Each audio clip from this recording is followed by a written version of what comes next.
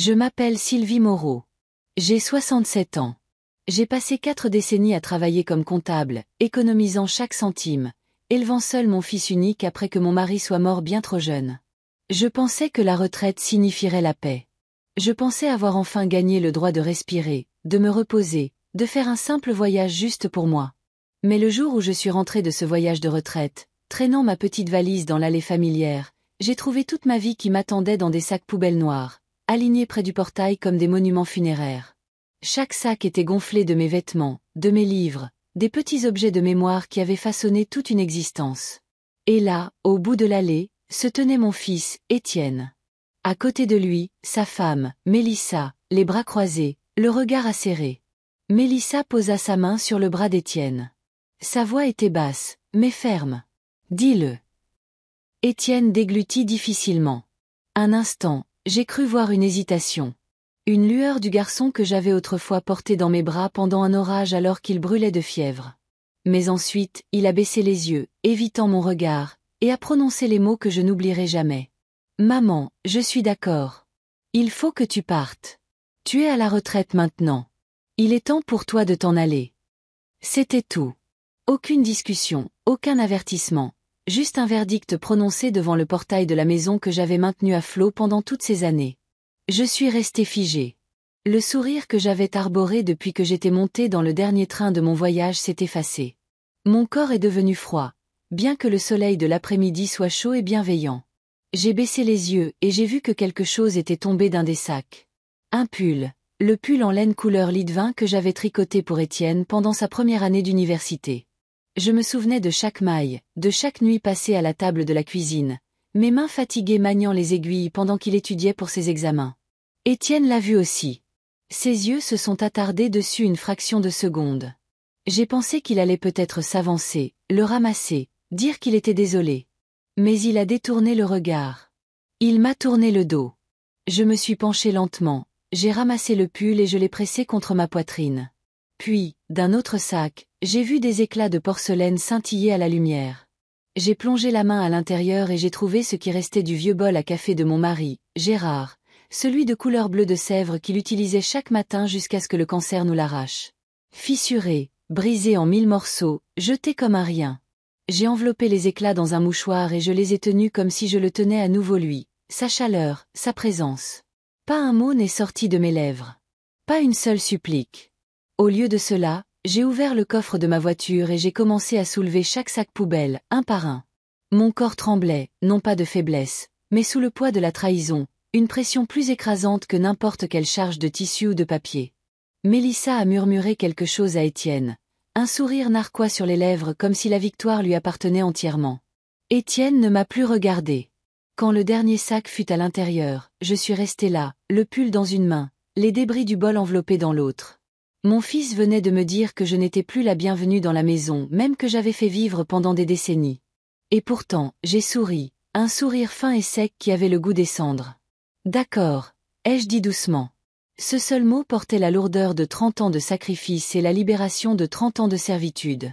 Je me suis glissée sur le siège du conducteur, j'ai fermé la portière et j'ai démarré le moteur. Personne ne m'a aidé. Personne ne m'a fait signe d'adieu. Les pneus ont roulé sur l'asphalte, crissant contre le gravier. Je n'ai pas regardé en arrière vers le portail. J'ai quitté ma maison, mon fils, et la vie que j'avais construite derrière moi. C'est ainsi que mon histoire commence. J'ai trouvé mes affaires dans des sacs poubelles devant le portail. Mon fils se tenait là avec sa femme, me disant « Tu es à la retraite. Va-t'en maintenant. » Et j'ai souri, je suis montée dans ma voiture et je suis partie. 6 mois plus tard, ce même fils m'enverrait 90 messages désespérés. « Où es-tu ? » Je m'appelle Sylvie Moreau. J'avais 35 ans quand le monde s'est fendu en deux.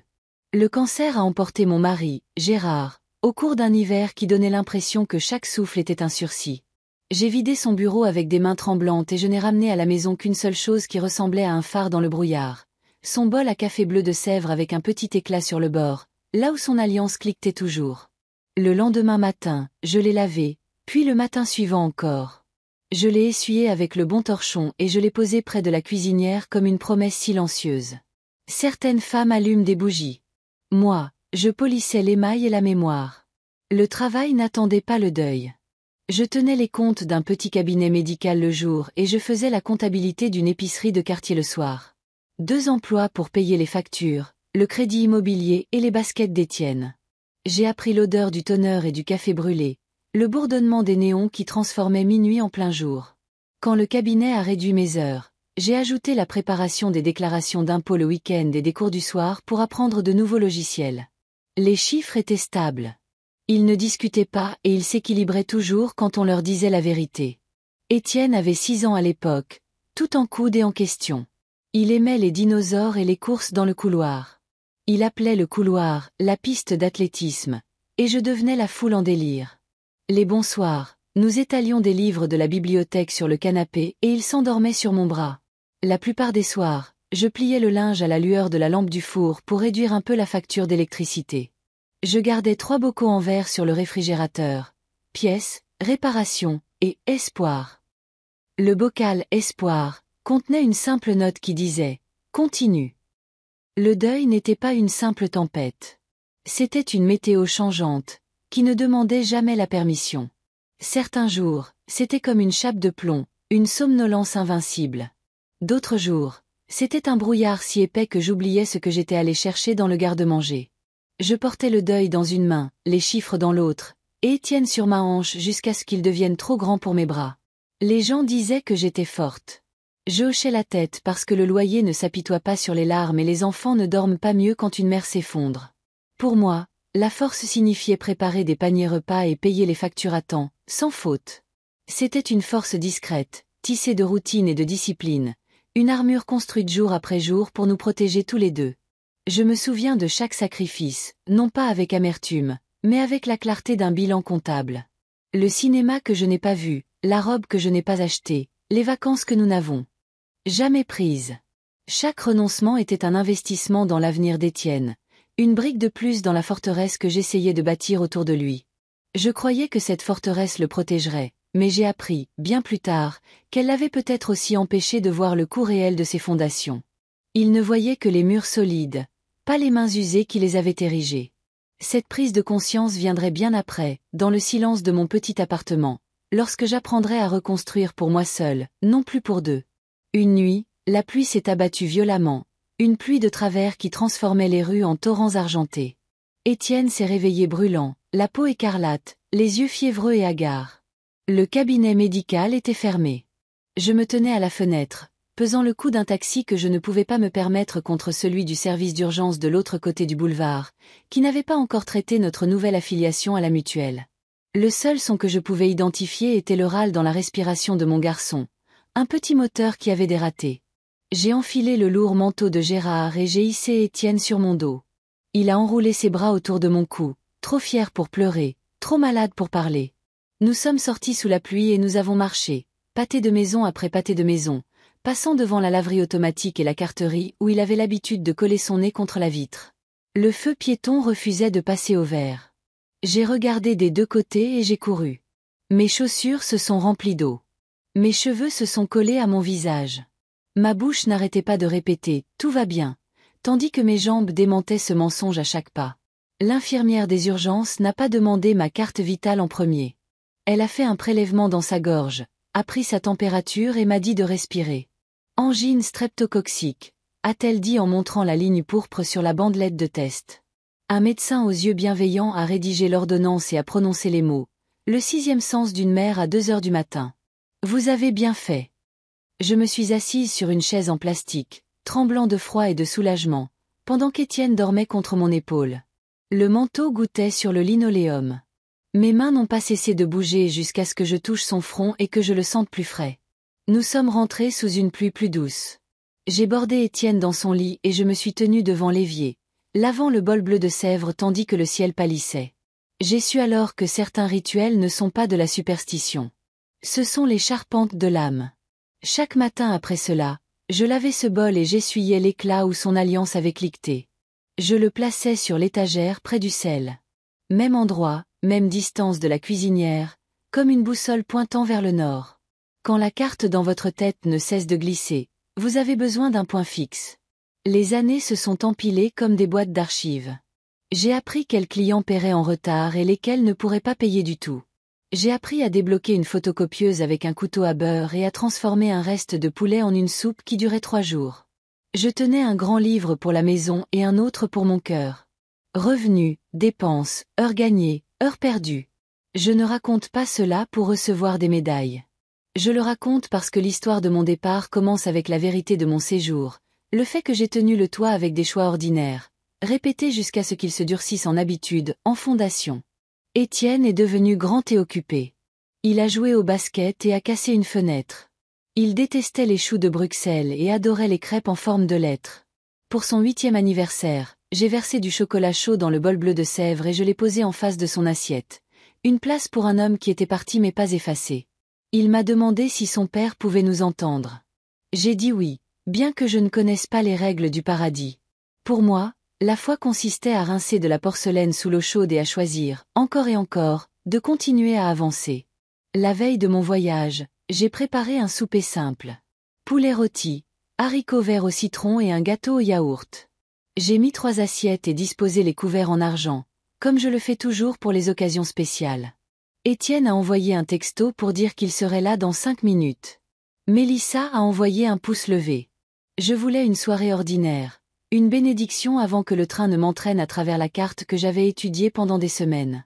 Ils sont arrivés avec une rafale d'air d'avril. Étienne m'a embrassé sur la joue sans vraiment se poser. Mélissa a redressé un cadre qui n'en avait pas besoin et a jeté un coup d'œil aux brochures sur la table basse. Un bracelet cliquetait à chacun de ses mouvements. Nous nous sommes assis. J'ai demandé des nouvelles du travail. Étienne a dit « ça va ». Mélissa a dit « très occupé ». Un client dans l'immobilier. Beaucoup de biens en vente. C'est un marché de vendeurs, si les gens savent quand se retirer, a-t-elle ajouté avec une pointe d'insistance. J'ai apporté le poulet. Elle a complimenté la cuisson, puis a critiqué subtilement le sel. J'ai passé les haricots et j'ai gardé mon sourire. Étienne a d'abord gardé son téléphone face cachée, puis l'a retourné quand il a vibré.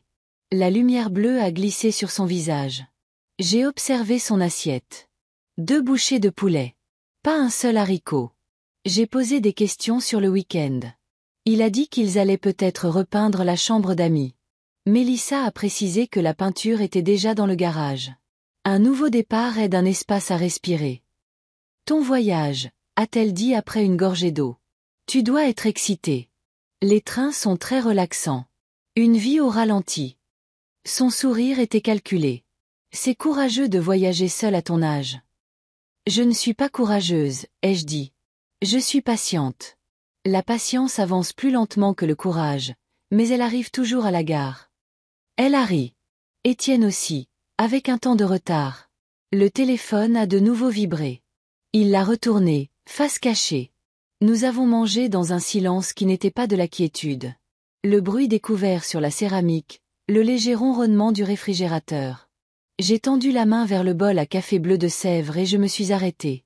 Au dîner, il n'avait pas sa place sur la table. Il était sur son étagère près de la cuisinière, son bord ébréché captant la lumière. Je savais où il était sans même regarder.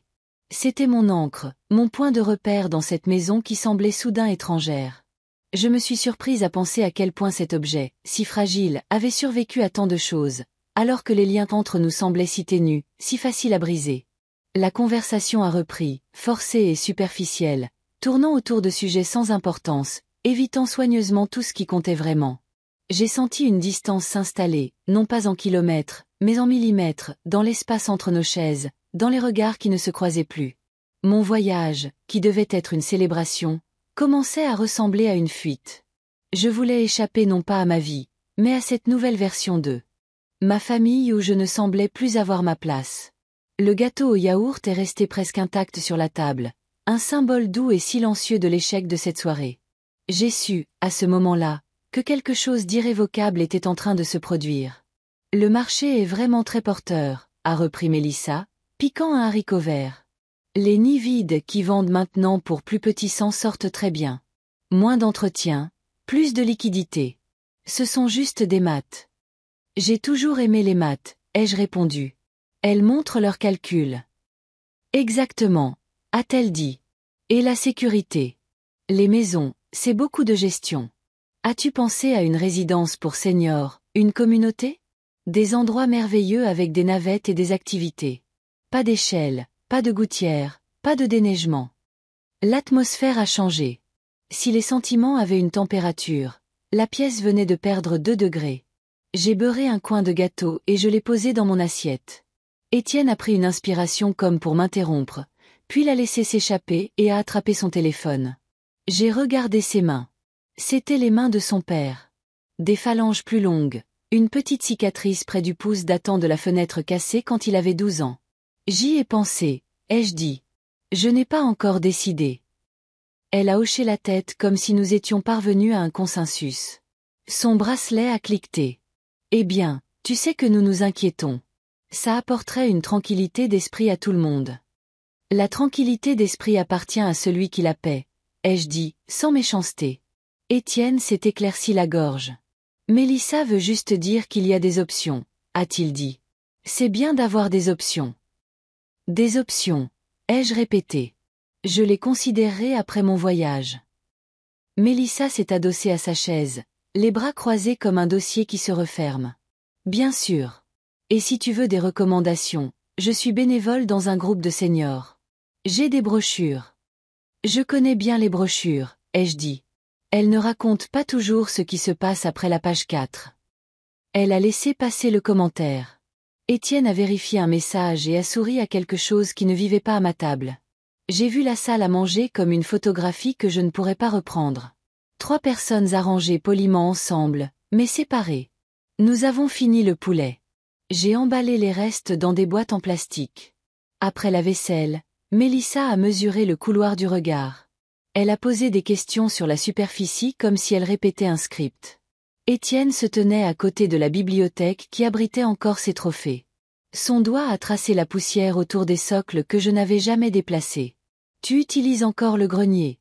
a-t-il demandé, d'un ton trop désinvolte. « Pour Noël » ai-je répondu. « Et pour les souvenirs ?» Il a hoché la tête.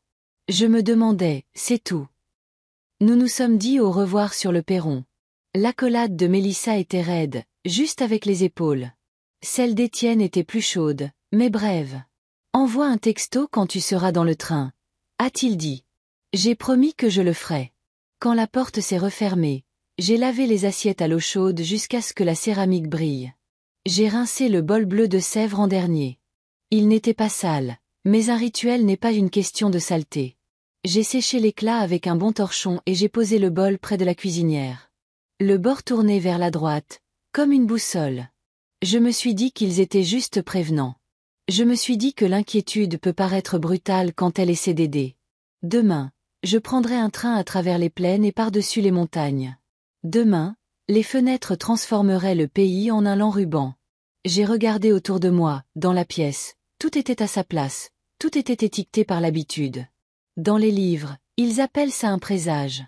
Dans la vraie vie, c'est un picotement dans la nuque. J'ai éteint la lumière. Le bol a capté un éclat de lampadaire et l'a retenu comme une promesse. Je suis allé me coucher en croyant à la miséricorde. Je n'apprendrai qu'à mon retour que ce n'était pas la miséricorde qui m'attendait au portail.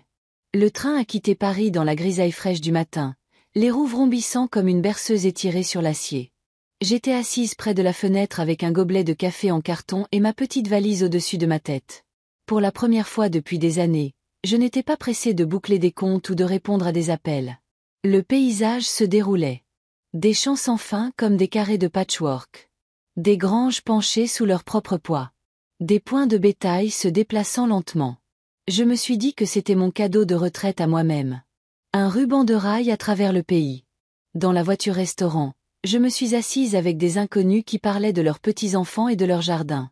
Un homme avec une casquette de baseball m'a demandé si je voyageais pour retrouver de la famille. J'ai répondu, non, je voyage juste pour me retrouver moi-même. Ils ont ri poliment, mais je le pensais vraiment. Quand le dessert est arrivé, une tarte aux pommes, chaude, avec une boule de vanille fondante, j'en ai commandé une part pour moi. Pendant des décennies, j'avais coupé les tartes en 2, en 4, en 8, donnant toujours la plus grosse part à Étienne. Ce matin-là, avec la Seine qui glissait sous le pont, j'ai mangé une part entière, seule. Elle avait le goût de la cannelle et de la liberté, avec une pointe de culpabilité sur les bords. À Lyon, je suis descendu sur le quai et j'ai senti l'air vif pincer mes poumons. Les Alpes se dressaient au loin comme une muraille d'os et de neige, plus ancienne que n'importe quel chagrin. J'ai demandé à un autre passager de me prendre en photo avec les montagnes en arrière-plan. C'était la première fois que je demandais à quelqu'un de me capturer moi, pas seulement le paysage. Mes cheveux étaient argentés au soleil, mon sourire hésitant, mais réel. Plus tard, dans le calme de ma couchette, j'ai regardé la photo sur mon téléphone encore et encore, comme une preuve que j'existais en dehors du don de soi. La nuit, le sifflet du train s'étirait sur les plaines sombres. J'ai sorti un carnet et j'ai commencé une lettre que je n'enverrai jamais. Mon cher Gérard, ai-je écrit à mon défunt mari. Aujourd'hui, j'ai mangé une tarte seule. Aujourd'hui, j'ai laissé les montagnes me servir de cadre. Aujourd'hui, j'ai ressenti le temps comme un cadeau, pas comme une dette. Étienne est grand maintenant. J'espère qu'il a trouvé une certaine stabilité, bien qu'il semble tiré par des marées qui ne sont pas les siennes. Je veux croire qu'à mon retour, nous nous assiérons à nouveau comme mère et fils, non comme devoir et fardeau.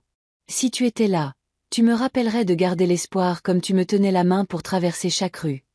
J'ai plié la page et je l'ai glissée à l'arrière de mon livre, comme si le silence était plus sûr que l'affranchissement. Le train serpentait à travers des gorges aux couleurs de rouille et de flamme. J'ai pressé mon front contre la vitre, regardant le Rhône suivre le rythme à nos côtés, agité et sûr. En Provence, les vignobles s'étendaient sous le soleil, des lignes de cèpes bien ordonnées comme des écritures sur la terre. Je me suis promis de ramener de la lavande du marché de la gare à la maison pour la cuisine, un nouveau parfum pour accueillir un nouveau chapitre. Tout au long du voyage, j'ai répété les retrouvailles. J'imaginais Étienne debout sur le perron, Mélissa à ses côtés, tous deux souriant de soulagement de me voir revenue saine et sauve. Je nous voyais à nouveau à table, peut-être maladroit au début, mais adouci par mes récits des Alpes, de la côte, des inconnus que j'avais rencontrés. Dans mon rêve, Mélissa ne me verrait pas comme une obligation, mais comme une femme, encore vivante et pleine d'émerveillement. Étienne se souviendrait des nuits où je l'avais porté pendant les orages, des matins où j'avais repassé ses chemises. Nous nous assiérions et partagerions une cafetière, mon bol bleu de Sèvres à sa place, non pas comme une relique, mais comme un récipient pour le lendemain. L'arrivée finale à Marseille était dorée par la brume qui se levait du vieux port. Notre-Dame de la Garde apparaissait comme une porte vers une autre vie. J'ai parcouru les quais, goûté à la navette, regardé les bateaux de pêcheurs rentrer. Je me suis laissé rire à voix haute, le son étrange à mes propres oreilles. Une femme à un café m'a dit qu'elle aimait mes cheveux. Je l'ai remerciée. Et pendant un instant, je me suis sentie à la fois jeune et vieille, enracinée et libre. Les jours passaient comme des cadeaux déballés lentement. Chaque nuit, j'écrivais dans mon carnet de petites lignes de gratitude.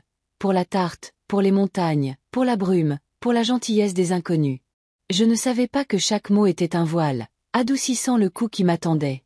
Quand le train a repris la direction du nord, j'ai senti l'anticipation fleurir dans ma poitrine. La maison, ai-je pensé. J'emportais des cartes postales, de la lavande, la lettre pliée, et l'espoir cousu dans chaque poche. J'imaginais Étienne venant me chercher à la gare, ses yeux brillants, ses bras ouverts. Peut-être que Mélissa se serait adoucie. Peut-être qu'elle admettrait qu'elle s'inquiétait trop. J'imaginais déverrouiller la porte d'entrée et placer la lavande près de la fenêtre, le bol bleu de Sèvres captant son parfum. Au lieu de cela, quand le taxi s'est arrêté devant mon trottoir, j'ai vu des sacs noirs empilés. Une barricade de plastique gonflée par le poids d'une vie. Étienne se tenait au portail avec Mélissa à ses côtés, sa main pressant son bras comme pour le soutenir ou le pousser. Les retrouvailles dont j'avais rêvé se sont dissoutes dans la lumière de l'après-midi.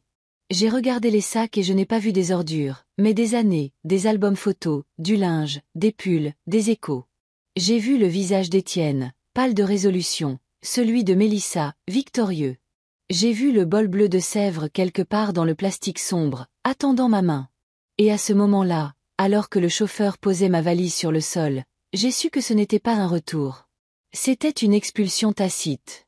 La famille était devenue une frontière. Le sang était devenu une ligne de démarcation. J'ai compris alors que le voyage que je croyais terminé ne faisait que commencer. Et le prix de la dignité ne se compterait pas en billets, mais en silence. J'ai conduit sans musique. La route, un ruban gris qui se déroulait tandis que mon esprit restait au portail. Le coffre cognait lorsque les sacs en plastique bougeaient. Ce rythme marquait le temps du choc. Respire, me suis-je dit. Garde la voiture entre les lignes. Va à la seule adresse où quelqu'un prononce encore ton nom. La rue de Claire attendait sous les tilleuls. Je me suis garée devant son pavillon en briques et j'ai regardé la lumière du porche rester allumée, stable comme une petite promesse. Elle a ouvert la porte avant même que je ne frappe. Les bras de Claire se sont refermés sur moi sans poser de questions. Son étreinte disait ce que le langage ne pouvait pas dire. La bouilloire est en marche, a-t-elle dit. Le salon était un havre de paix. Nous sommes allés dans la cuisine. Elle a sorti 2 tasses blanches à liseré bleu et les a rincées à l'eau chaude d'abord. Elle connaît mes habitudes après des années passées à boucler des comptes ensemble. La bouilloire a chanté, la vapeur s'est élevée. Elle a versé et a glissé une tasse vers moi. Une tisane est une petite chose, mais cette nuit-là, elle m'a semblé être une corde lancée depuis le rivage. J'ai tout apporté, ai-je dit. Ils ont mis ma vie dans des sacs. Ma voix semblait venir de loin, comme si elle me rattrapait. Claire n'a pas feint le choc. Elle a plissé les yeux comme elle le fait quand une colonne de chiffres ne tombe pas juste. Ce soir, tu dors, a-t-elle dit. Demain, on fait des listes d'abord, on appelle ensuite. J'ai commencé à m'excuser d'arriver à l'improviste et pour le désordre dans mon coffre. Elle a secoué la tête. Elle a posé une assiette de sablé au beurre entre nous. L'hospitalité chez elle est une mémoire musculaire. Pas de préambule, pas de chichi. J'ai soulevé la tasse. La première gorgée a calmé mes mains, et avec elle est venue l'image que je n'avais pas invitée, le bol à café bleu de Sèvres de mon mari, trouvé en éclats et enveloppé dans un mouchoir dans mon sac à main. Dans une maison, la mémoire était jetée. Ici, le réconfort était préparé et me fut tendu à 2 mains. Nous avons transporté les sacs depuis la voiture. Claire a pris les plus légers et s'est battue pour les plus lourds. Je l'ai laissé gagner parce que certaines victoires sont des remèdes.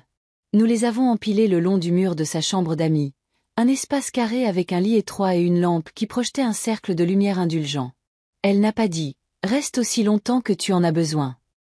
Elle s'est comportée comme si c'était déjà décidé. De retour à table, nous avons élaboré un plan. Ce n'était pas une carte de bataille, mais il y avait des étapes. Dormir. Appeler l'avocat de mon défunt mari le matin. Photographier chaque sac et faire un inventaire. Sortir les documents en premier. Garder le pull avec moi. Placer le bol enveloppé en hauteur sur l'étagère du garde-manger. L'écriture de Claire défilait sur un bloc-notes jaune, net comme un grand livre comptable. Quand j'ai faibli, elle a poussé le bloc vers moi et a dit « Le papier est un pont.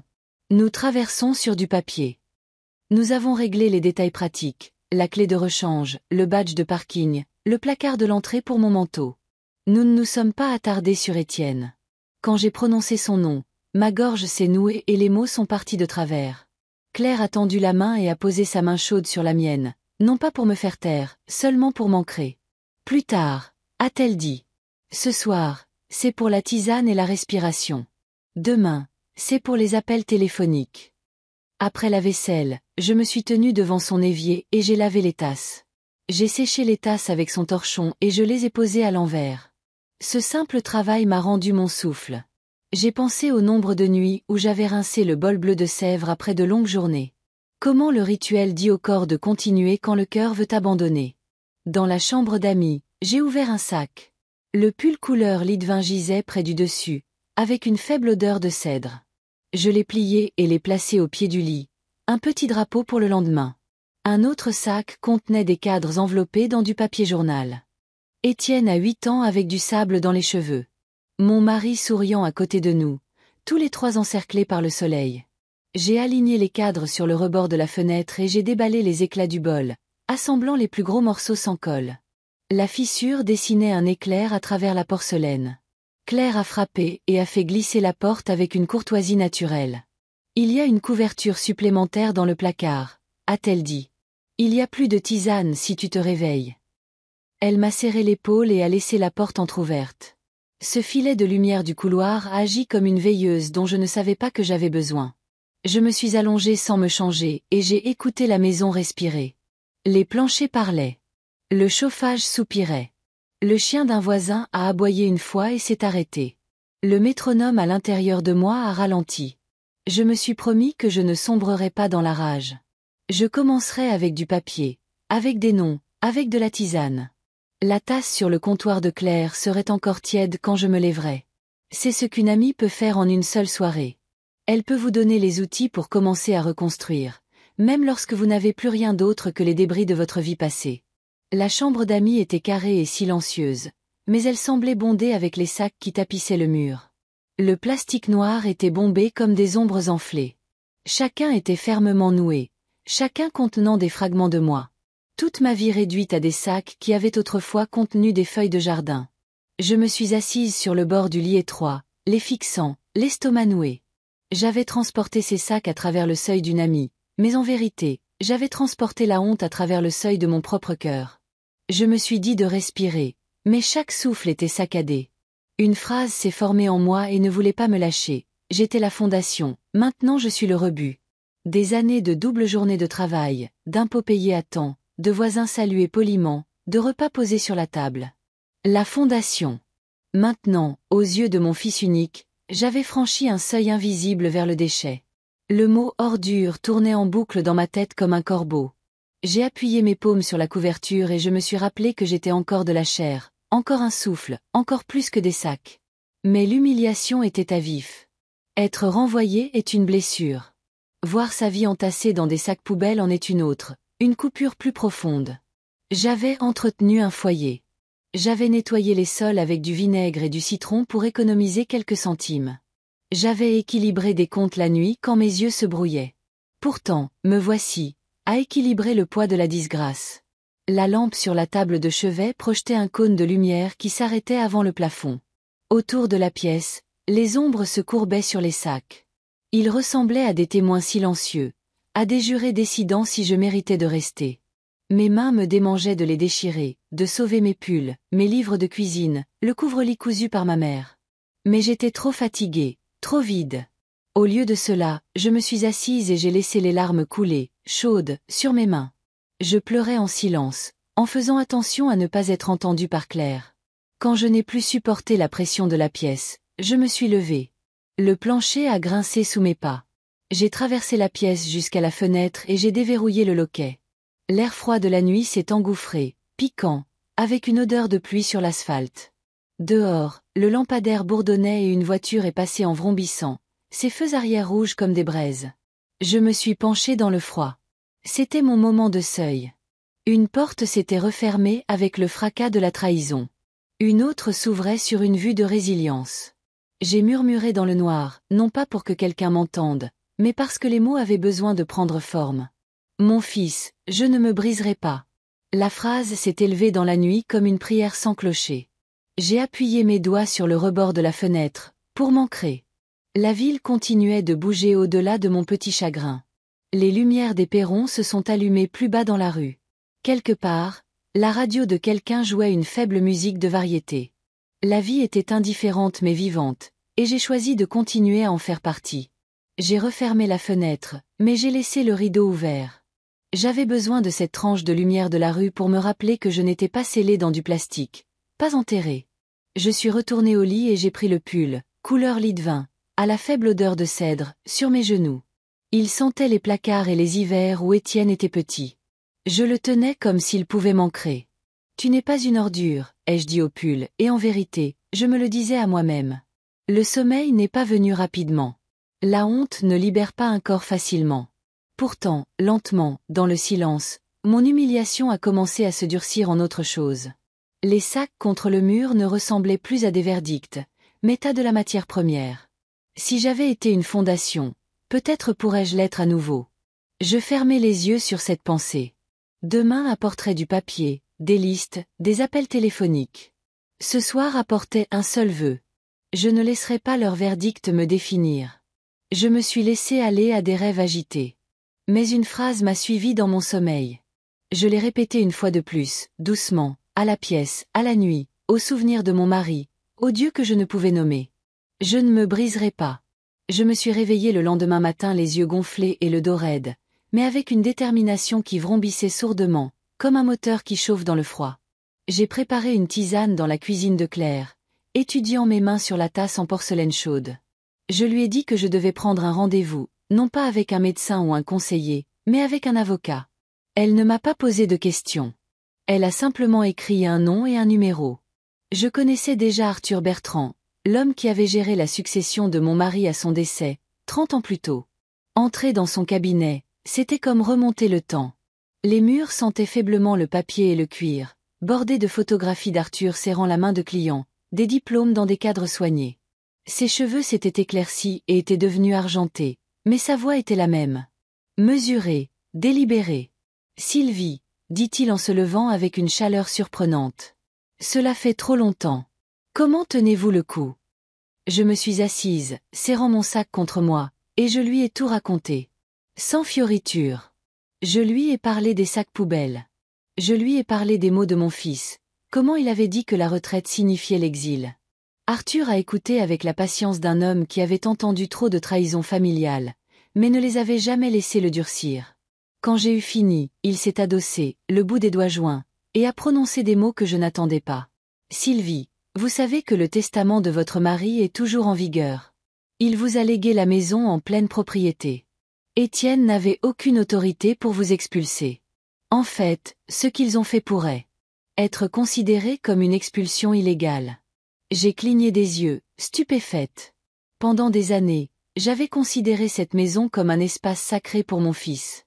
J'avais supposé, sans vérifier, qu'en y vivant en famille, tout était partagé. Mais Arthur a fait glisser un dossier sur le bureau. Les signatures délavées étaient toujours là, la main de mon mari, mon nom. Un titre de propriété légale qui n'avait jamais changé. C'était comme entendre une chanson enterrée que je pensais avoir perdue. Je n'étais pas une invitée dans cette maison. J'en avais été la propriétaire légitime depuis le début. La voix d'Étienne disant « Il faut que tu partes » a résonné dans mon esprit. Mais maintenant, elle semblait creuse, dépouillée de toute autorité. Arthur a tapoté doucement les papiers. La loi est claire. Vous détenez toujours le titre de propriété. Mais si vous voulez une protection pour l'avenir, nous devrions envisager de créer une structure de protection. Peut-être une SCI ou un contrat d'assurance vie bien structuré. De cette façon, vos actifs, votre épargne retraite, votre pension, même cette maison, seront protégés. Personne, pas même votre fils, ne pourra les utiliser ou les céder sans votre consentement. J'ai senti ma colonne vertébrale se redresser. Voilà à quoi ressemblait la dignité. Pas des disputes bruyantes dans l'allée, mais de l'encre sur du papier. Des signatures que personne ne pouvait effacer. Je lui ai dit oui. Je voulais une protection. Je voulais une clarté écrite dans un langage que personne ne pourrait tordre. Il a rédigé rapidement les documents, m'expliquant chaque clause avec une précision patiente. Une assurance vie, avec des clauses bénéficiaires précises. Je serai la souscriptrice, avec le pouvoir de nommer un bénéficiaire de confiance le moment venu. Ma pension et mon épargne seraient réaffectées. La maison, bien que meurtrie par la trahison, serait également sécurisée. Et les bénéficiaires. Je me suis longuement arrêtée sur cette ligne. Le nom d'Étienne, je ne l'ai pas écrit. Pour la première fois de ma vie, je me suis autorisée à l'exclure. J'ai plutôt pensé à ma nièce, Émilie, qui m'écrivait des lettres à chaque Noël. J'ai écrit son nom d'une main ferme. Alors que le stylo quittait la page, quelque chose a changé en moi, un renversement. J'étais arrivée en me sentant comme un déchet, la femme avec sa vie dans des sacs poubelles. Je suis partie en emportant des documents qui affirmaient ma place, mon pouvoir d'agir. Le renversement ne s'est pas produit dans les cris ou la confrontation. Il s'est produit en silence, dans le poids épais du papier juridique entre mes mains. Arthur m'a serré la main fermement. « Vous avez plus de force que vous ne le pensez, Sylvie. Ce n'est pas de la vengeance. C'est de la protection. C'est la reprise de ce qui vous appartient. » Je suis sortie dans la lumière de l'après-midi, serrant le dossier contre ma poitrine. La ville avait l'air différente, moins hostile, plus navigable. J'avais perdu la loyauté d'un fils, mais j'avais regagné mon propre terrain. C'était la première brique pour construire quelque chose de nouveau. Plus tard, dans le calme de la cuisine de Claire, j'ai étalé les documents sur la table. Elle a versé de la tisane dans la même tasse que la veille au soir, la vapeur s'élevant. J'ai touché l'anse, me souvenant du bol brisé de mon mari. Ce symbole de mémoire maintenant associé à ce symbole de loi, le passé et le présent en conversation. Je n'ai pas eu besoin de tout raconter à Claire. Elle l'a lu dans mes yeux. Pour la première fois depuis que les sacs avaient été jetés à mes pieds, j'ai senti la balance pencher à nouveau vers l'équilibre. Mon pouvoir était revenu, non pas dans le bruit, mais dans l'encre. Et cette nuit-là, quand je me suis allongée au milieu des sacs qui contenaient mon passé, je ne les ai plus vus comme des ordures. Ils étaient la preuve que j'avais survécu à assez de choses pour avoir besoin d'être protégée. La première victoire avait été remportée. Non pas en élevant la voix, mais en écrivant mon nom. Une fois les papiers juridiques rangés en toute sécurité dans un dossier, je savais que la prochaine étape était de trouver un abri. Claire m'a dit que je pouvais rester aussi longtemps que je le voulais, mais j'avais besoin d'un endroit qui soit à moi. Une porte que je pouvais verrouiller et une fenêtre que je pouvais ouvrir sans me sentir comme une invitée. Alors, j'ai commencé à chercher. À 67 ans, je n'avais pas imaginé que je parcourais les petites annonces sur le Bon Coin pour des locations bon marché, entourant les annonces avec des doigts tremblants comme une étudiante. Le premier endroit était une chambre étroite au-dessus d'une laverie automatique. Le propriétaire, un homme aux cheveux clairsemés avec un porte-bloc, m'a à peine jeté un regard avant de demander « Revenu stable ? Des problèmes de santé ? Vous vivez seul ?» Il posait les questions comme des balles tirées en rafale. J'ai répondu poliment, mais je pouvais entendre ce qui se cachait derrière. Il me voyait comme un risque, pas comme une locataire. Ses yeux se sont attardés trop longtemps sur mes cheveux gris, mes petites mains jointes sur mes genoux. On préfère les locataires plus jeunes, a-t-il finalement marmonné. Je suis parti les joues en feu. Le deuxième endroit était dans un complexe près de l'autoroute. Les murs étaient jaunis, l'air lourd d'une odeur de fumée froide. Une femme plus jeune m'a fait visiter, parlant de caution et de vérification d'antécédents pendant que son regard se portait sur les chiffres que j'écrivais sur le formulaire. Quand elle a demandé une preuve d'économie équivalente à 2 fois le loyer, j'ai plié le papier et le lui ai rendu. J'ai réalisé alors qu'être plus âgé signifiait que les gens vous mesuraient non pas par votre caractère, mais par des statistiques. Mais le troisième endroit, petit, simple, situé au bord de la rivière, m'a fait hésiter. Le bâtiment n'était pas neuf, mais il avait de larges fenêtres et de la cuisine, on pouvait apercevoir l'eau qui scintillait. La propriétaire, une femme à la voix douce nommée Marie, m'a fait visiter. Elle ne m'a pas posé de questions sur mon âge. Elle m'a demandé quel genre de rideau j'aimais. Elle a montré la serrure de la porte en disant « Elle coince un peu, je la ferai réparer avant que vous n'emménagiez ». Pour la première fois, j'ai senti qu'elle m'imaginait non pas comme un risque, mais comme une voisine. J'ai signé les papiers avec une main plus ferme que je ne l'aurais cru. Marie a pressé un jeu de clés dans ma paume. Du métal fin, ordinaire, frais contre ma peau. Pourtant, pour moi, elle pesait plus que de l'or. Claire m'a serré dans ses bras sur le parking, chuchotant « Des sacs poubelles à de nouvelles clés. C'est une histoire que seul toi pouvais écrire. » Le déménagement lui-même est devenu un montage de gentillesse. Claire est arrivée avec sa voiture remplie de chaises pliantes et de casseroles. 2 anciens collègues se sont présentés avec une lampe donnée et une table basse d'occasion. Nous avons monté les sacs qui avaient autrefois marqué mon humiliation par des escaliers étroits. Mais cette fois, chaque sac semblait plus léger, transformé en pièce d'un nouveau départ. Dans le salon, nous avons placé un canapé usé contre le mur. Son tissu était délavé mais propre. Une bibliothèque penchait légèrement d'un côté, attendant d'être remplie. J'ai posé le bol brisé de mon mari sur l'étagère à côté du nouveau dossier de documents juridiques, l'ancien et le nouveau, la blessure et le remède, côte à côte. Quand la dernière boîte a été posée, Claire a fait tinter les clés que je tenais maintenant et a souri largement. « Tu n'es plus une invitée, Sylvie. C'est chez toi. » Cette nuit-là, après que tout le monde soit parti, j'ai marché pieds nus dans le petit appartement. L'air sentait faiblement la peinture fraîche. Dehors, la rivière transportait le clair de lune comme des fils d'argent. J'ai tourné la clé dans la serrure, j'ai entendu le déclic, et j'ai senti un courant me traverser. Les sacs poubelles avaient été mon exil. Les clés étaient mon retour. Alors que je tirais une couverture sur mes épaules et que je m'asseyais près de la fenêtre, j'ai murmuré les mots que je portais depuis cette première nuit de trahison. Je ne me briserai pas. Mais cette fois, il sonnait moins comme une prière et plus comme une promesse. Je n'étais plus la femme mise au rebut au portail. J'étais la femme qui avait transformé les ordures en fondation, qui était partie en portant des sacs, mais qui fermait maintenant la porte d'une maison construite par choix. Le motif était écrit en acier et en silence, des sacs poubelles à de nouvelles clés. Et sur ce, je me suis endormie, pas profondément, pas encore, mais assez paisiblement pour savoir que j'avais recommencé à construire. La première semaine dans mon petit appartement au bord de la rivière, j'ai réalisé à quel point ma vie avait été construite autour des autres. Pendant des décennies, je m'étais consacrée à Étienne, au travail, à maintenir un toit au-dessus de nos têtes. Maintenant, le toit était à moi seule, et le silence me posait une question à laquelle je n'avais jamais appris à répondre. Comment puis-je me tenir debout, par moi-même, pour moi-même? Non pas en tant que mère, non pas en tant que pourvoyeuse de besoins, mais simplement en tant que Sylvie. Le robinet de la cuisine gouttait régulièrement. Un rythme agaçant dans les nuits silencieuses. Autrefois, j'aurais appelé un plombier ou demandé à Étienne de jeter un œil. Mais maintenant, avec seulement moi ici, je suis allée au magasin de bricolage, j'ai acheté une clé à molette et j'ai regardé une vidéo sur mon téléphone. Mes mains tremblaient en ajustant l'outil. Une torsion, un grincement, un grognement. Soudain, le silence. Plus de goutte à goutte.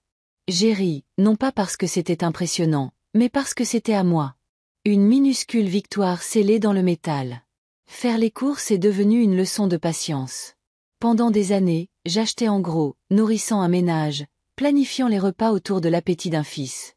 Maintenant, j'apprenais à passer devant les boîtes de céréales familiales pour choisir une seule baguette, une petite brique de lait. Je tenais un carnet de dépenses, notant chaque reçu avec soin. Pour la première fois, je n'étirais pas chaque euro pour nourrir les autres. Je choisissais ce qui me nourrissait, moi. Il y avait une sorte de dignité dans cette tenue, une redécouverte de soi cachée dans le quotidien. Un soir, après une longue journée à ranger des étagères et à équilibrer mon chéquier, je suis passée devant la boulangerie du coin. À travers la vitre, j'ai vu une tarte, aux cerises, brillante de glaçage, le genre que j'avais préparé d'innombrables fois pour les fêtes. Mon instinct a été d'imaginer une table, la famille réunie, les assiettes alignées, mais il n'y avait pas de rassemblement qui m'attendait à la maison. Il n'y avait que moi. J'ai hésité, puis je suis entrée et j'ai acheté une seule part. À la maison, j'ai posé la part sur une assiette, je l'ai apportée sur le balcon et je me suis assise sous la lumière déclinante. La rivière en bas attrapait des traînées roses du coucher de soleil. J'ai pris la fourchette, j'ai pris une bouchée, et j'ai laissé la douceur s'installer sur ma langue. Ma voix a brisé le silence, un murmure à la fois étrange et tendre. Pour la première fois, je mange pour moi. La tarte n'était pas extravagante. Le balcon était petit. Mais à ce moment-là, je me sentais plus humaine que je ne l'avais été depuis des années. Personne n'avait besoin que je le serve. Personne ne jugeait ce que je choisissais. C'était juste moi, respirant, savourant, vivante. J'ai commencé à tenir une petite liste sur le réfrigérateur intitulée « Choses que je peux faire ». Réparer un robinet, équilibrer un budget, acheter ma propre tarte. Chaque ligne était la preuve que je n'étais pas un déchet, pas inutile. Chaque acte était une maille dans le tissu d'une nouvelle identité. Parfois, tard dans la nuit, je ressentais encore l'écho de l'humiliation, le souvenir des sacs poubelles au portail. Mais quand je regardais les clés accrochées près de la porte, quand je goûtais à la victoire tranquille de faire les choses pour moi-même, je savais que l'histoire tournait. J'apprenais à me relever. Pas bruyamment, pas avec fanfare, mais régulièrement, comme des racines trouvant le sol après avoir été arrachées. Ma vie ne tournait plus autour de ce qui m'avait été pris. Elle tournait autour de ce que je reprenais, tranquillement. 6 mois passèrent et j'avais commencé à m'installer dans un rythme d'indépendance tranquille. Mes matinées commençaient par une tisane au lieu d'un café avalé à la hâte. Mes soirées se terminaient avec le son de la rivière devant ma fenêtre au lieu des disputes étouffées du salon d'Étienne et Mélissa. J'avais des clés sur ma table, pas des sacs poubelles à mes pieds. Je pensais que le pire était peut-être derrière moi. Puis, un samedi matin, alors que la lumière du soleil filtrait à travers les rideaux, mon téléphone s'est mis à vibrer. Au début, je l'ai ignoré, mais il a vibré encore et encore, sans relâche. Quand je l'ai finalement pris, mon écran était inondé de notifications. 90 messages, tous d'Étienne. Ma main tremblait en faisant défiler. Les premiers étaient frénétiques. « Maman, s'il te plaît, réponds-moi. » Puis plus sec. « J'ai besoin de toi maintenant. » Tout s'effondre. Puis un flot de désespoir. « Mélissa est partie. Elle a pris les enfants. J'ai perdu tout l'argent. Mes placements se sont effondrés. Les comptes sont vides. Je ne sais pas quoi faire. J'ai besoin de toi. S'il te plaît, maman. » Je me suis assise lourdement sur la chaise près de la fenêtre. 90 messages. Ces mots étaient désordonnés, précipités, remplis de fautes de frappe, comme s'ils avaient été tapés à travers les larmes. Je pouvais presque entendre sa voix, cette même voix qui suppliait autrefois pour du sirop contre la toux quand il était petit. La même voix qui m'avait dit de quitter ma propre maison. Mes doigts planaient au-dessus de l'écran.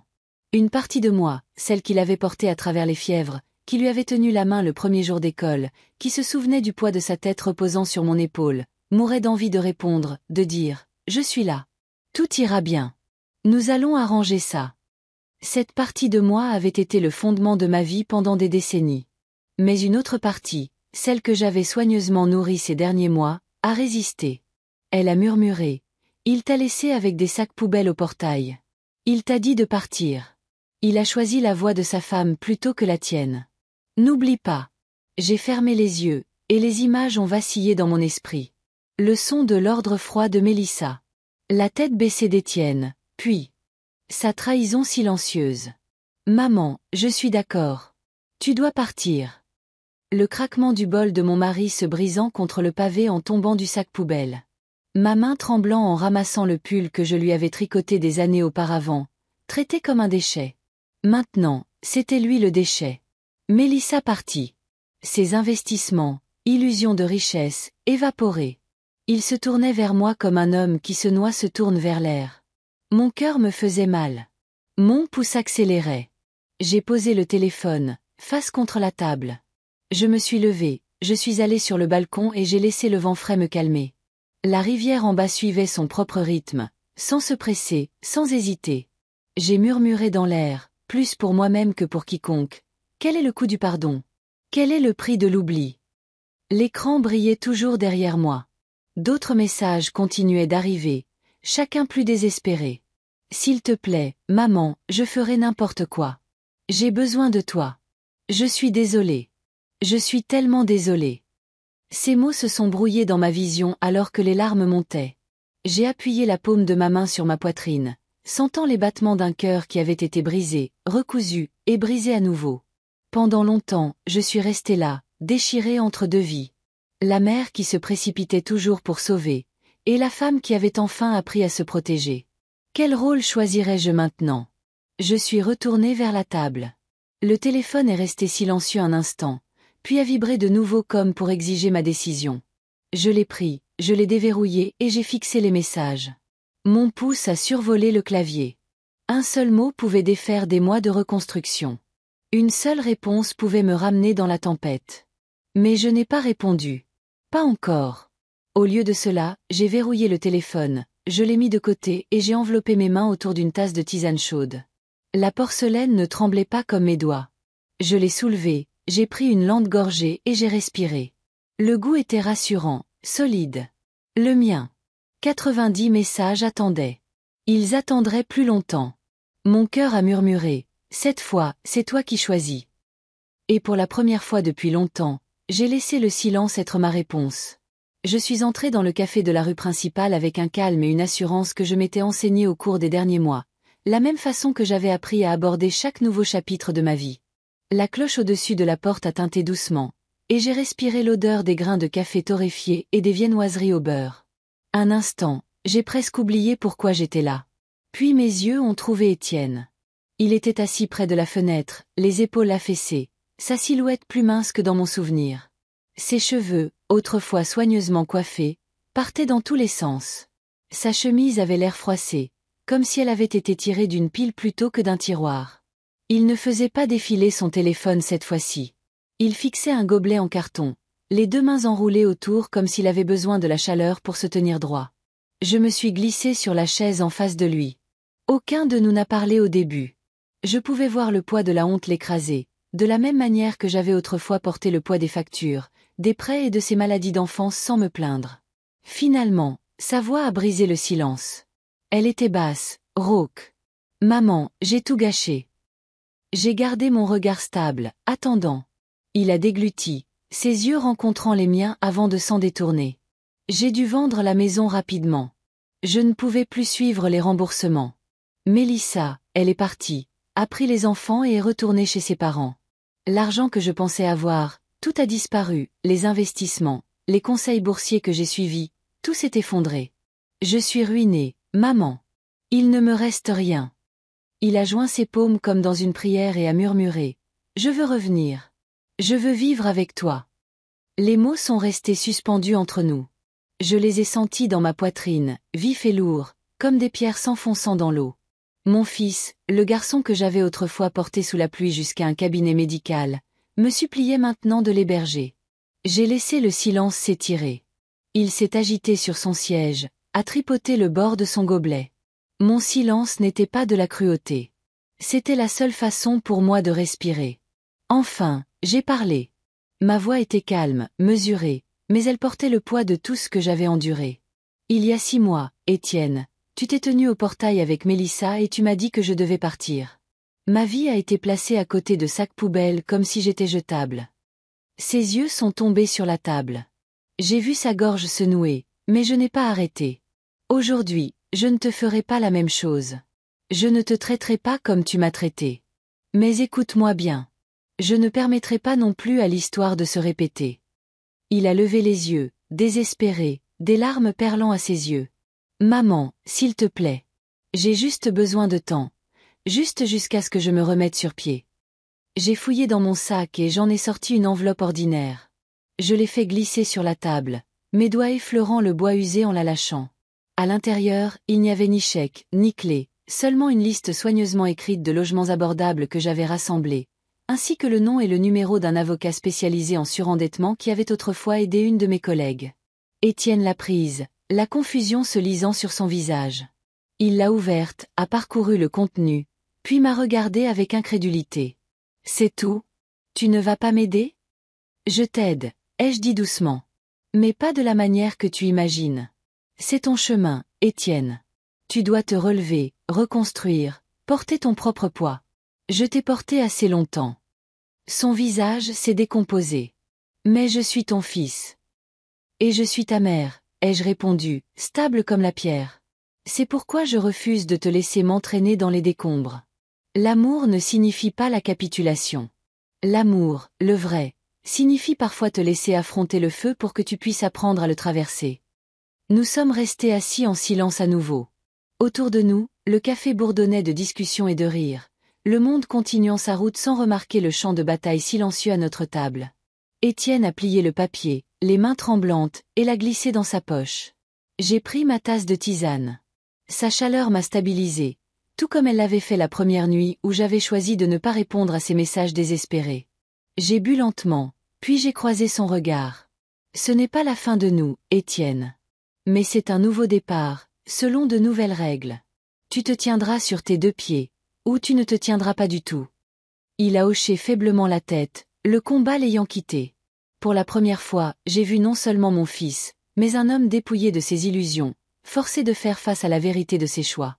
Je me suis levé, j'ai posé quelques pièces sur la table pour ma tisane, et j'ai posé ma main sur son épaule.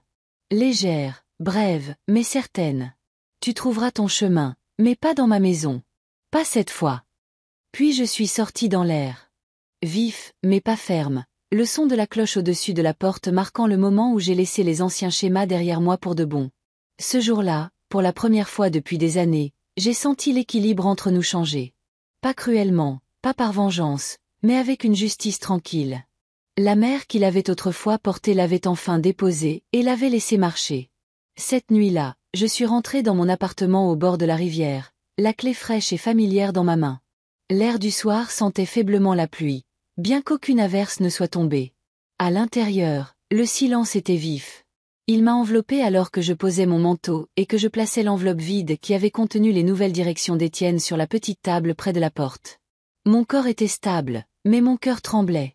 Je me suis dirigé vers le bureau dans le coin où une pile de papier blanc attendait. Je l'avais toujours gardé à proximité, bien que je l'ai rarement utilisé. Ce soir, mes mains l'ont saisi sans hésitation. Je me suis assise, j'ai débouché mon stylo et j'ai commencé à écrire. Non pas pour envoyer, non pas pour livrer, mais pour libérer. Étienne, ai-je écrit, les lettres claires, délibérées. Une écriture de mère adoucie par l'âge, mais pas par la faiblesse. Je me souviens d'une nuit où tu avais 5 ans. La pluie tombait du ciel comme si les cieux eux-mêmes se brisaient. Tu brûlais de fièvre, et je t'ai porté à travers les rues, mes bras endoloris, ma robe trempée, mes cheveux collés à mon visage. Je me souviens comme tu étais petit contre moi. Ton souffle chaud contre mon cou. Je me souviens avoir prié, non pas pour moi, mais pour toi. Chaque pas que je faisais était une promesse que je ne te laisserais pas tomber. Le stylo a légèrement tremblé alors que je faisais une pause. Mes yeux se sont tournés vers la petite étagère où se trouvait le bol bleu de Sèvres. Sa anse était fissurée mais soigneusement recollée. Ce bol avait appartenu à son père. Chaque matin, je l'avais lavé, séché et sorti. Même après le décès de son père, je l'avais traité comme si en prendre soin le gardait avec nous. Je me suis penché plus près du papier et j'ai continué à écrire. Le bol de ton père a été mon compagnon plus longtemps que tu ne le réalises. Il a survécu à chaque déménagement, chaque perte, chaque matin où je me suis levé avant l'aube pour travailler à 2 emplois afin que tu puisses grandir. Je m'y suis accroché comme si c'était lui, comme si à travers lui je pouvais puiser la force que je n'avais plus. Et je l'ai gardé pour toi aussi, parce que je voulais que tu te souviennes que l'amour est quelque chose que l'on verse quotidiennement, pas seulement quelque chose que l'on dit. Ma voix s'est étranglée alors que les mots remplissaient la page. Le son dans ma tête était comme un murmure. Si quelqu'un avait écouté, cela aurait été une voix off. La confession d'une mère résonnant dans le noir. J'ai continué. Il y a 6 mois, tu as placé ma vie sur le trottoir dans des sacs poubelles. J'ai regardé le bol que j'avais chéri Gésir brisé parmi de vieux vêtements et des souvenirs. Tu ne m'as pas vu me pencher pour le ramasser, mais je l'ai fait. Je l'ai emporté avec moi, je l'ai enveloppé dans un tissu, et plus tard, je l'ai recollé. Il n'est plus ce qu'il était, Étienne, mais il tient encore, tout comme je tiens encore de l'amour pour toi. Des larmes ont brouillé ma vision, mais mon stylo a continué. Je ne peux pas te rendre la sécurité de l'enfance. Je ne peux pas te porter comme je l'ai fait autrefois sous la pluie. Tu dois te porter toi-même maintenant, mais je ne cesserai jamais d'être ta mère. Mon amour demeure même si ma maison ne le fait pas. Je te pardonne, Étienne, mais le pardon n'est pas la même chose que la capitulation. Tu construiras ton propre toit, ta propre table, tes propres matins. C'est ainsi que tu grandiras. C'est ainsi que tu honoreras ce que je t'ai donné. J'ai posé le stylo. Le silence s'est fait plus pressant, épais du poids de ce que j'avais libéré. J'ai plié la lettre soigneusement, aplatissant les plis, et je l'ai glissée dans un vieux coffret en bois que je gardais sous le bureau.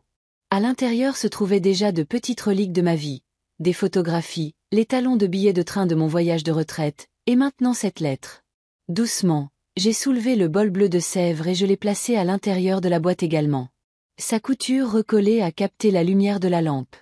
Imparfait mais entier, un symbole à la fois de rupture et d'endurance. J'ai fermé le couvercle lentement, comme pour sceller à l'intérieur à la fois le chagrin et l'espoir. Mon cœur était lourd mais plus léger à la fois. Cette lettre ne serait jamais postée.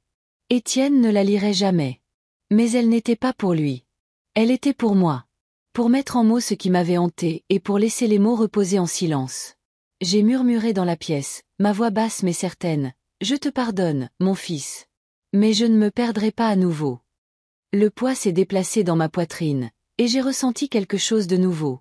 Pas de la rage, pas du désespoir, mais une force tranquille. J'avais choisi ma limite, claire comme le jour. Je ne le rejetterai pas comme il l'avait fait pour moi, mais je ne lui permettrai pas de franchir la ligne que j'avais tracée. Le pardon et la protection pouvaient coexister. L'amour et la distance pouvaient se côtoyer. Je me suis approchée de la fenêtre et je l'ai ouverte en grand.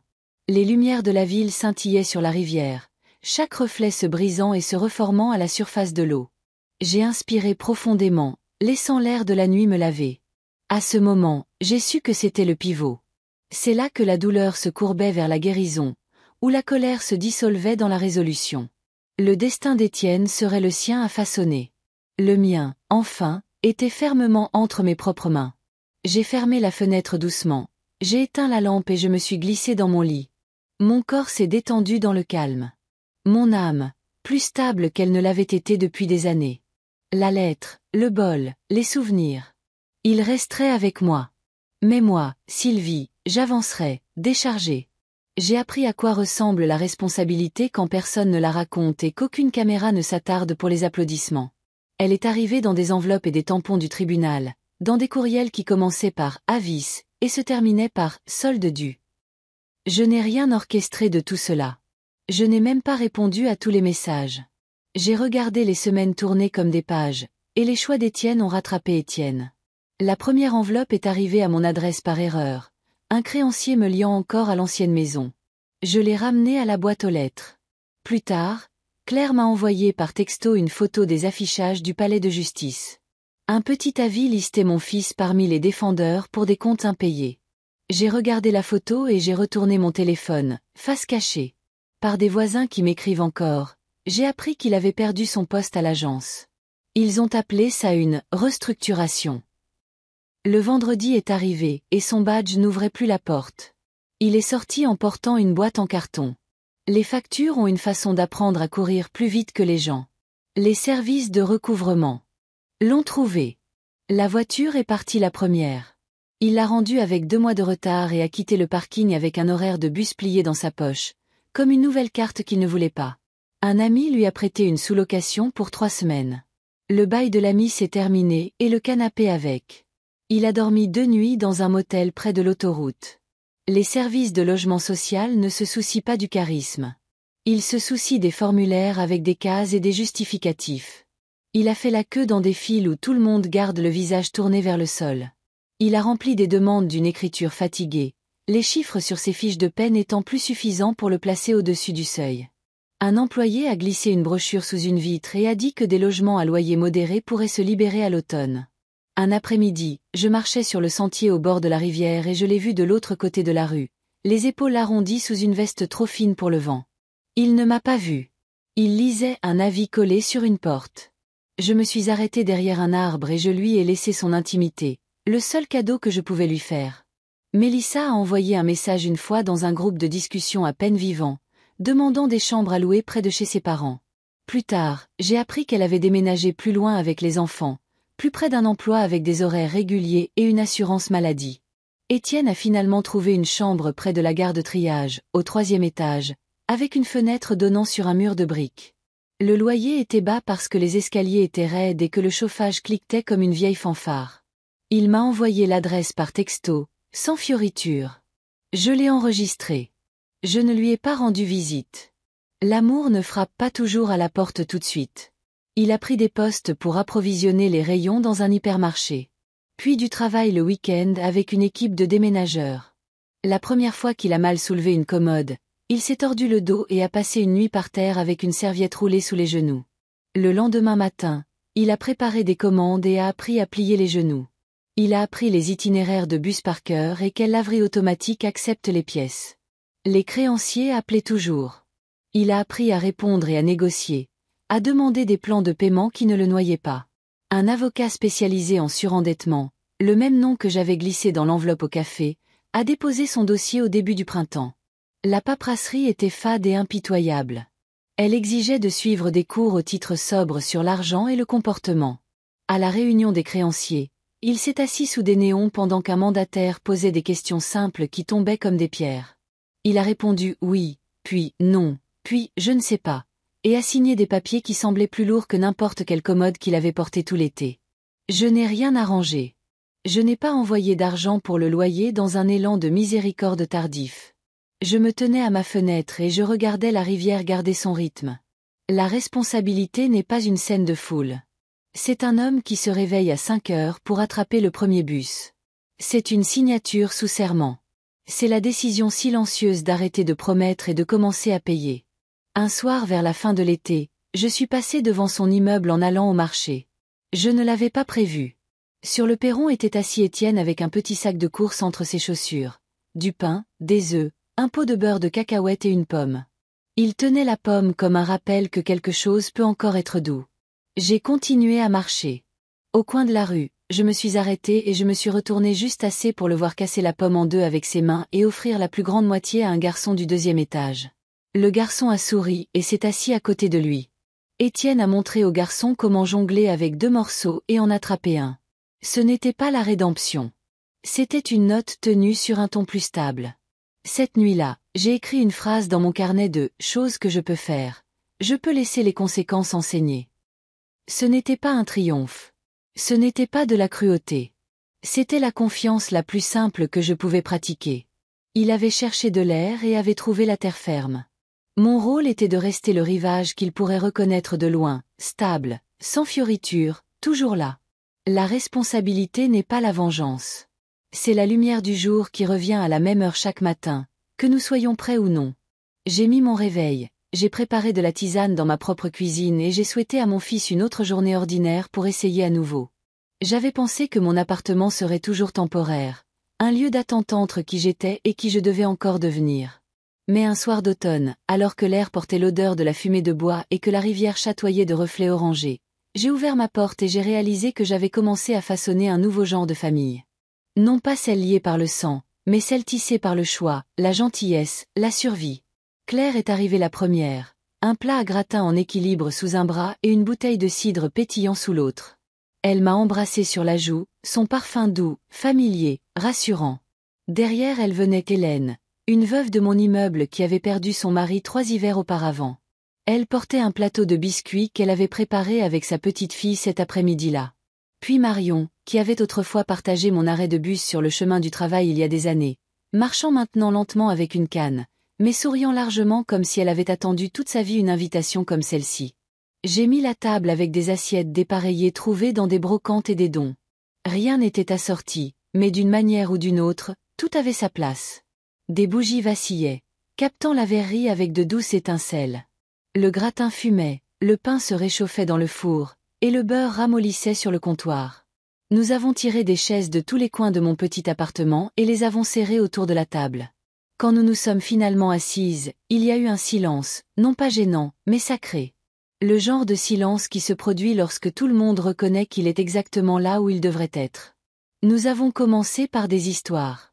Claire m'a taquiné à propos de la fois où nous avions travaillé tard dans la nuit au cabinet, alimenté uniquement par des cacahuètes de distributeurs et du café instantané. Hélène a décrit les anciennes parties de pêche de son mari, ses yeux brillants non pas de chagrin, mais de fierté. Marion nous a parlé du jardin qu'elle avait autrefois entretenu, de tomates assez sucrées pour être mangées comme des pommes. Chaque histoire était un cadeau passé à travers la table comme du pain. Quelque part entre le plat principal et le dessert, j'ai remarqué ma jeune voisine Léna qui hésitait près de la porte. Elle a à peine 20 ans, une étudiante qui travaille le soir au bistrot du coin. Elle était passée emprunter du sucre une semaine plus tôt, et je l'avais invitée à se joindre. À nous si elle était libre. Maintenant, elle se tenait là, incertaine, les mains dans les poches de son sweatshirt. Je lui ai fait signe d'entrer. Il y a toujours de la place pour une de plus, ai-je dit. Elle a rougi, a enlevé ses chaussures et a trouvé une place au coin de la table. Alors que les autres l'accueillaient, elle n'arrêtait pas de me regarder, étudiant mon visage comme si elle cherchait quelque chose. Finalement, lorsque l'atmosphère s'est de nouveau détendue, elle s'est penchée près de moi et a murmuré « Vous me rappelez ma mère ». Ces mots ont atterri comme une main doucement posée sur mon cœur. Pendant des années, j'avais cru que ma valeur se mesurait à l'approbation d'un seul fils. Pourtant, voici cette jeune femme, non liée à moi par le sang, me voyant comme une figure de soin, de stabilité. J'ai touché sa main et j'ai dit doucement « Alors peut-être que ce soir, tu en as trouvé une deuxième ». Elle a souri, les yeux brillants. Nous avons passé des assiettes de biscuits. Nous avons rempli les verres. Nous avons ri des vieilles blagues de bureau de Claire qui avaient encore, d'une manière ou d'une autre, leur charme. Hélène a chanté un cantique à voix basse en faisant la vaisselle, et Marion a montré à Léna comment plier les serviettes en triangle parfait. Mon petit appartement, autrefois rempli de l'odeur des cartons et de la solitude, débordait maintenant de cannelle, de beurre, de lumière de bougies et de voix. Quand la dernière assiette a été empilée et la dernière tasse rincée, nous nous sommes attardés dans le salon. Claire a étendu ses jambes sur le pouf. Hélène a tiré un châle sur ses épaules. Marion a tapoté doucement sa canne contre le sol comme pour marquer le rythme d'une mélodie qu'elle seule pouvait entendre. Léna s'est blottie contre le fauteuil, la tête penchée vers moi avec confiance. J'ai regardé autour de moi et j'ai senti quelque chose bouger au plus profond de moi. La famille de sang m'avait rejeté. Pourtant, ici, dans ce cercle de famille choisie, je n'étais pas jetable. J'étais vue, appréciée, chérie.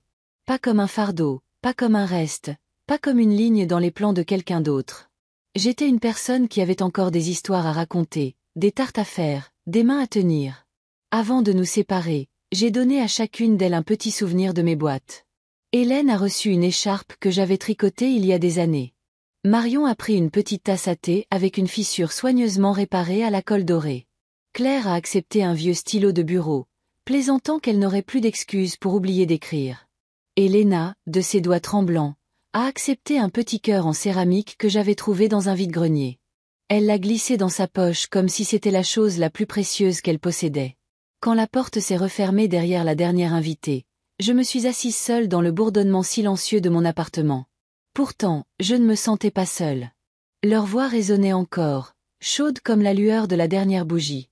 L'air portait l'odeur du pain cuit et de l'espoir partagé. J'ai réalisé alors que la famille n'est pas seulement héritée, elle est cultivée. Il ne s'agit pas de savoir qui vous laisse avec des sacs poubelles au portail. Il s'agit de savoir qui se présente avec des gratins, des biscuits et des histoires, qui s'assoit sur des chaises dépareillées autour d'une table bondée, et qui murmure que vous leur rappelez quelqu'un qu'ils aiment. Cette nuit-là, en lavant le dernier verre et en le plaçant à l'envers sur l'égouttoir, j'ai murmuré dans la pièce. Je suis chez moi. Et pour la première fois depuis des années, je le pensais vraiment. Le matin est revenu comme un cantique familier. La bouilloire a cliqueté, la rivière s'est déplacée en un ruban patient, et j'ai posé une tasse sur le comptoir avec la fermeté d'une main exercée. J'ai soulevé le bol à café bleu de Sèvres de mon mari de son étagère. La couture de colle le long du bord a capté un fin filet de lumière. À côté, sur une petite soucoupe près de la porte, mes nouvelles clés attendaient, des dents de laiton, ordinaires, miraculeuses. J'ai préparé une tisane, j'ai porté le plateau à table et j'ai placé le bol à côté des clés. La nature morte ressemblait à un verdict et à une bénédiction. J'ai touché la porcelaine et le métal et j'ai murmuré. Il peut se fissurer, mais il ne se brisera pas. Il peut être perdu, mais il ne disparaîtra pas. Je parlais au bol. Je me parlais à moi-même. L'appartement m'avait apprise. Les plantes se tournaient vers la fenêtre chaque matin. Un tableau en liège près du bureau contenait des listes avec des coches bleues. La bibliothèque portait des grands livres à côté de quelques romans têtus. Les sacs poubelles avaient autrefois annoncé mon exil. Les clés annonçaient maintenant ma revendication. L'image du bol et des clés était un cercle qui se fermait et une porte qui s'ouvrait. Claire a frappé et est entrée avec un sac en papier.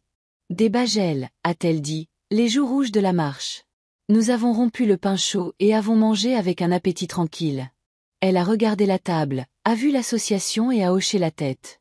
La boucle est bouclée, a-t-elle murmuré. Et un tour de plus. La bénédiction peut être aussi petite que ça.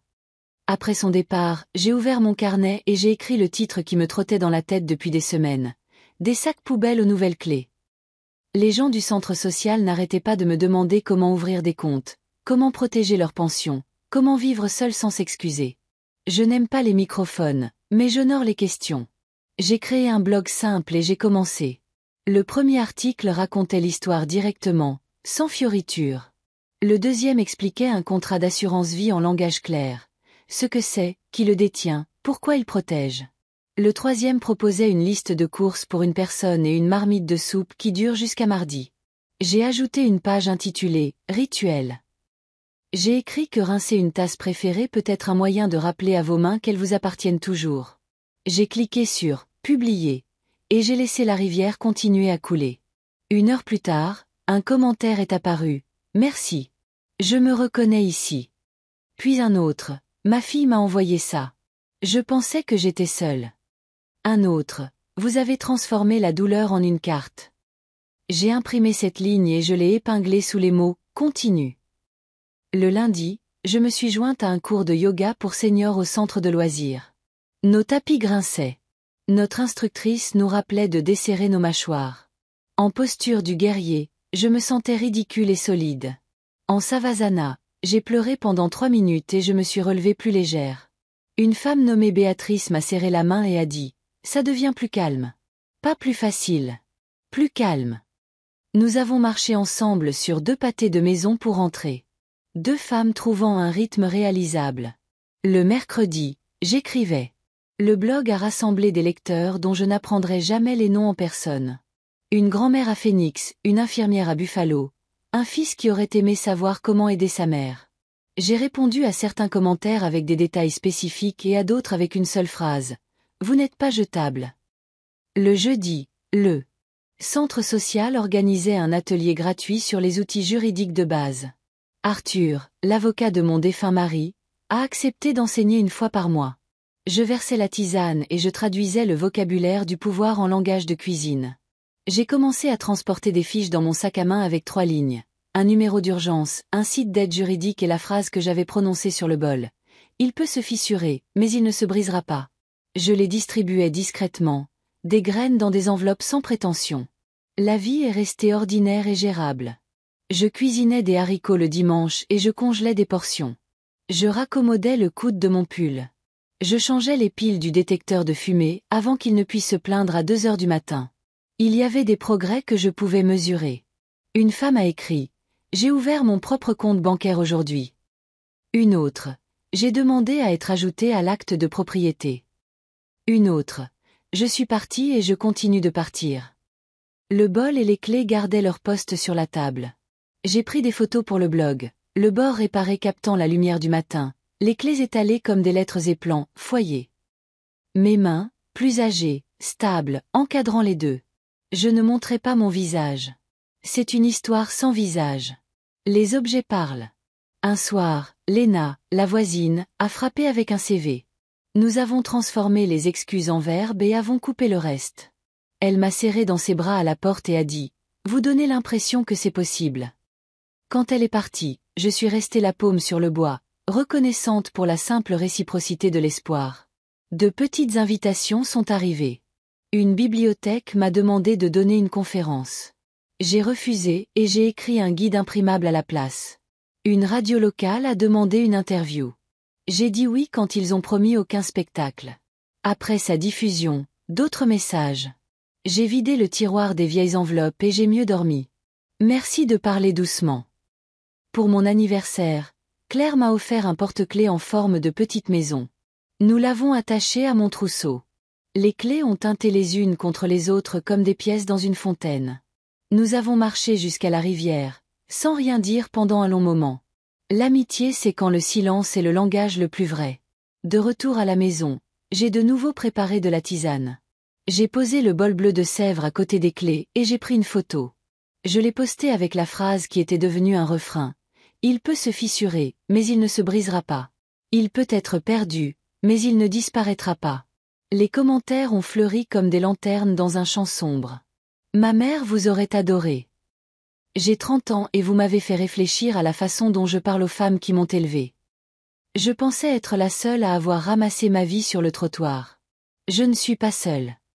Un électricien à la retraite a écrit pour dire qu'il avait réparé la lumière de son Porsche et avait senti la pièce dans sa poitrine s'éclairer aussi.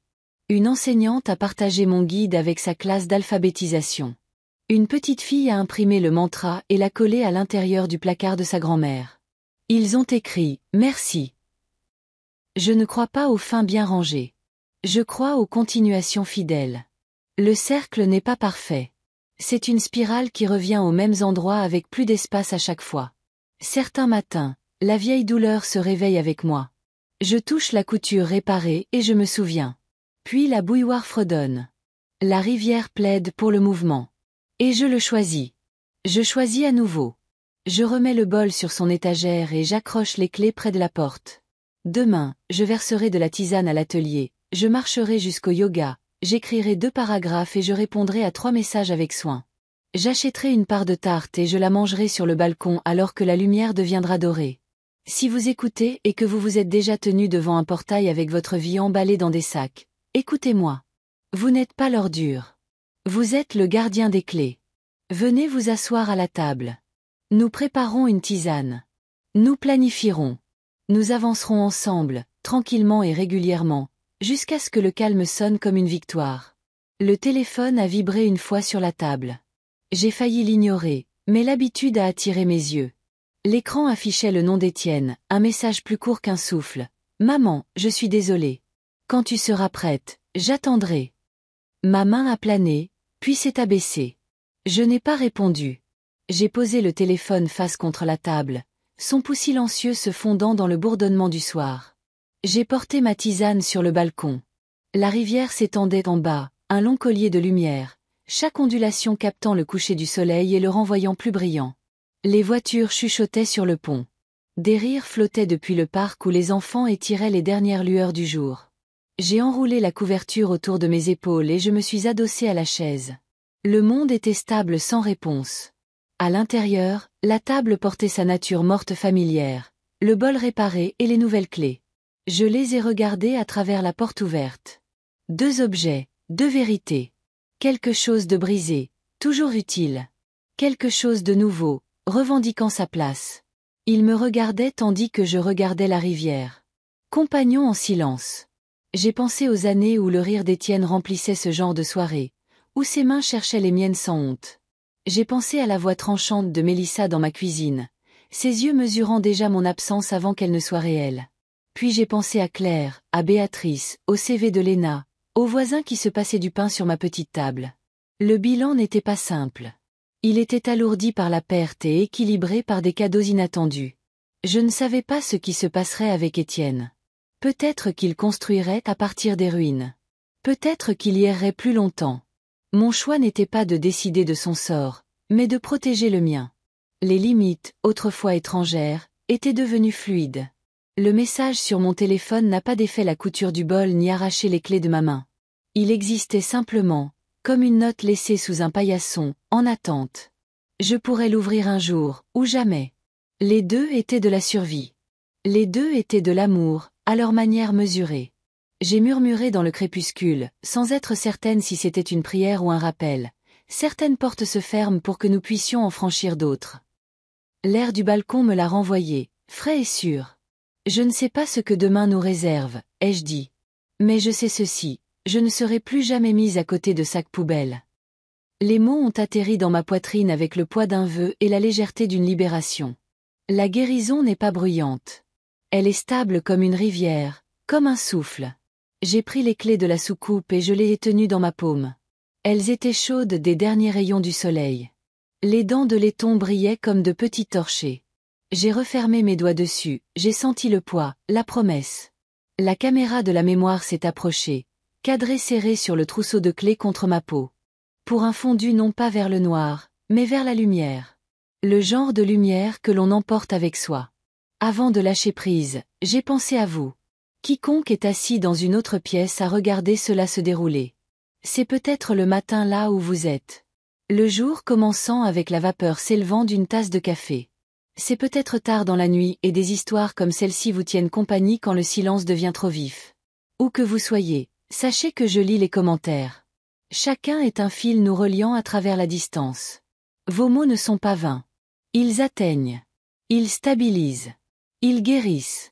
Si mon histoire a touché la vôtre, si elle a remué quelque chose de tendre ou de fort, je vous demande de rester. Abonnez-vous. Non seulement pour entendre un autre conte, mais pour appartenir à un cercle qui croit encore en la gentillesse, en la guérison, en les secondes chances. Nous sommes dispersés à travers les villes et les rivières, les matins et les nuits. Mais ici, nous nous rassemblons, non pas pour oublier nos blessures, mais pour honorer la façon dont nous les réparons. Merci de m'avoir accordé ce temps.